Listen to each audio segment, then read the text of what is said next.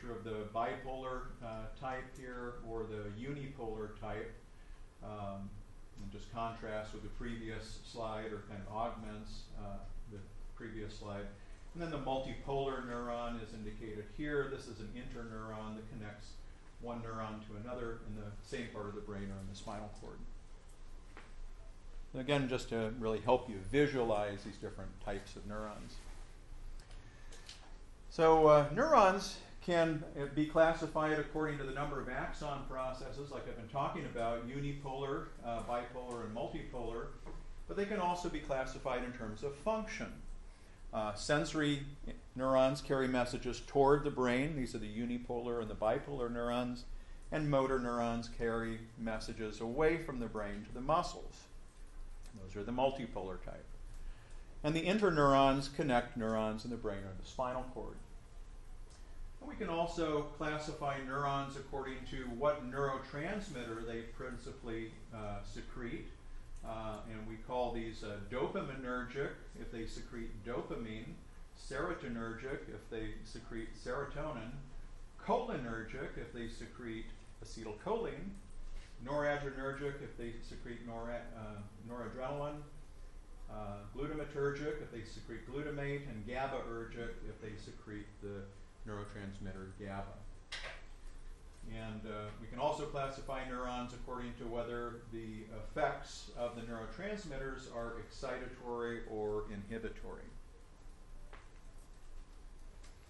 So looking at the soma, some of the major players within the body of the cell, we have the nucleus where it contains most of the DNA, and that's where a lot of the synthesis of DNA takes place. We have the rough endoplasmic reticulum that kind of surrounds the nucleus. And the rough endoplasmic reticulum is, again, where a lot of the protein synthesis occurs using messenger RNA via ribosomes. Ribosomes being another cellular constituent. Then we have the lysosomes, which are kind of the cleanup crew. The lysosomes go through the cell and they clean things up. They're the enzymatic janitor. The Golgi apparatus, or a special form of smooth endoplasmic reticulum, and that wraps or packages and recycles synaptic vesicles that contain neurotransmitters, and it assembles complex molecules from simpler molecules. So a lot of synthesis of molecules takes place there.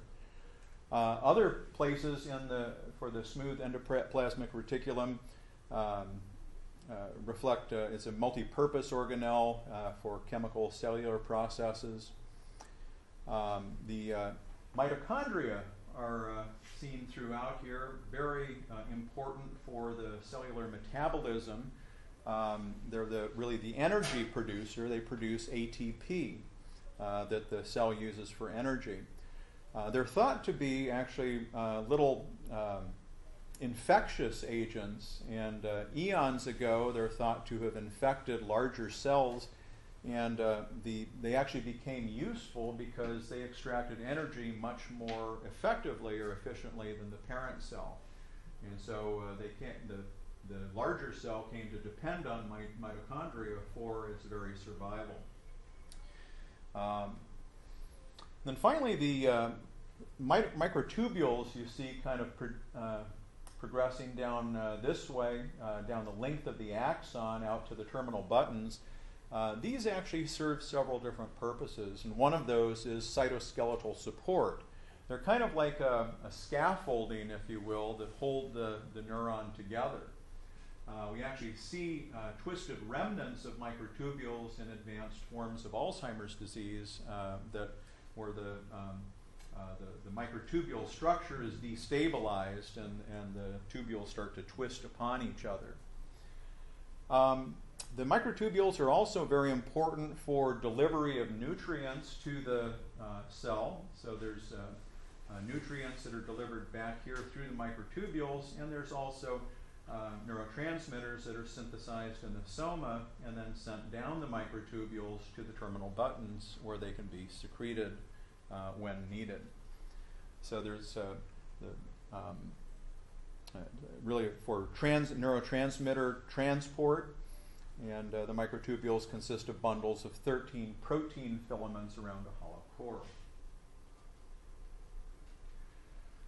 So moving from the neuron to the connections between neurons, or the synapse, when we talk about synapse, we're referring to a physical gap between the presynaptic membrane and the postsynaptic membrane. Presynaptic membrane being just before the gap, and the postsynaptic membrane being just after the gap or across the way. And the distance is actually very, very small. It's on the order of about 20 to 30 nanometers. The presynaptic membrane is typically an axon, or more properly, it's the terminal button at the end of an axonal branch is the presynaptic membrane. And the axonal terminal, or axon terminal rather, contains the mitochondria that provide the energy for the functions of the axon. Vesicles, which are these little round objects that I showed you in a couple slides ago that contain neurotransmitter. And there are two important proteins that are related to the vesicles. One is called a transport protein that fills the vesicle with neurotransmitter, and then we have trafficking proteins that are involved in releasing the neurotransmitter ultimately, and then recycling those little vesicles so that they can be reused for, again, for release of neurotransmitter. And then we have cisternae that are part of the Golgi apparatus, which, as I mentioned before, recycles the vesicles. Now, the postsynaptic membrane can actually be one of many different kinds. It can be a dendrite, a cell body, another axon, and we call these respectively axodendritic synapses, where it refers to the presynaptic membrane, axo or axon, and dendritic is the postsynaptic membrane. So that's where we got the axodendritic. And this naming convention continues. We have axosomatic as the synapse between the presynaptic axon and the postsynaptic membrane, the soma or the cell body. Or synapsing with another axon would be an axo-axonic synapse. And these different synapses are then classified according to where they, what the presynaptic membrane is and what the postsynaptic membrane is. And you can derive that from the name using this naming convention. So an axosynaptic synapse would be an axon that synapses on a synapse. There's a dendrodendritic synapse. It's where a dendrite synapses to the post-synaptic dendrite. Then we have axo-extracellular synapses, where the axon synapses essentially with the extracellular part fluid. And the space between the two membranes we call a synapse, or oftentimes synaptic cleft. And we'll see a postsynaptic thickening or a postsynaptic density that lies under the axon terminal, and that contains the receptors for the various neurotransmitters. So that thickening is really loaded with receptors that are going to fuse then with the neurotransmitter that's secreted from the presynaptic membrane, and then cause a lot of physiological cascades that occur downstream. This is just an example of or pictorial example of different types of synapses. So we have two examples of axodendritic synapses. Here we have a terminal button from one axon synapsing on a smooth dendrite, as we see really throughout the brain. We also have axodendritic synapses where there's a synapse between the presynaptic terminal button and a dendritic spine, these little kind of jagged components of the dendrite. Call that a dendritic spine that's seen in many large neurons in the brain. Here's an axosomatic synapse where the presynaptic membrane is the terminal button from an axon, and the postsynaptic membrane is the soma of another neuron.